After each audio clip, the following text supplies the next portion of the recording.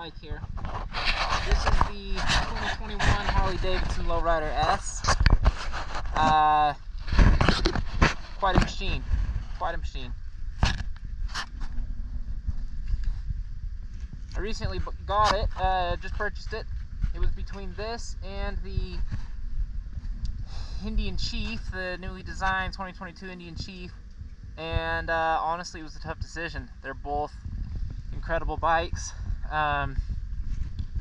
both look incredible, both have excellent technology on them, both obviously great build quality, but ultimately I went with the Harley-Davidson, and the reason was, there's a few reasons. First, dual caliper front disc brakes. That is, in my opinion, should just be standard on any motorcycle these days. Styling, of course. I think anybody, Indian included, would be hard pressed to come up with a better looking bike than this. And then one of the biggest things was just third party and dealer support. If you find yourself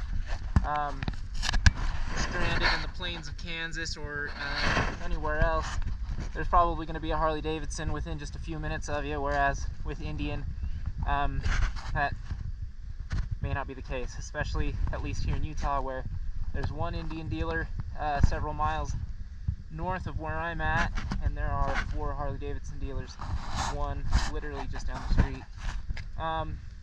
But the Chief was not without its advantages. I do think the Chief looks really great too, excellent styling.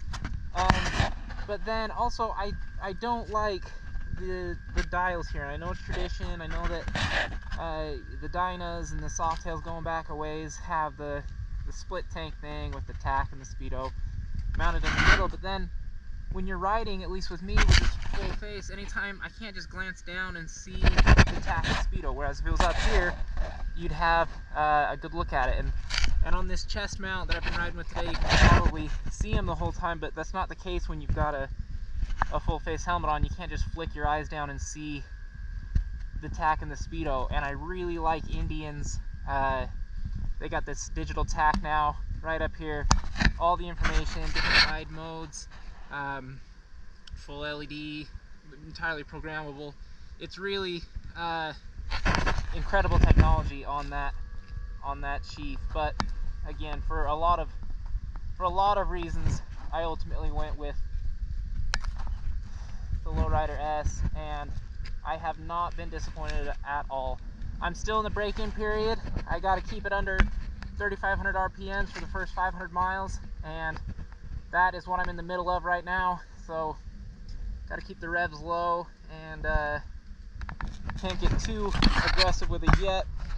I don't know if the Chief has this, but something I really like about the Low Rider S is the keyless start, which is just rad. I've never had that before on a motorcycle. It's so great to just be able to power the bike on, fire it up.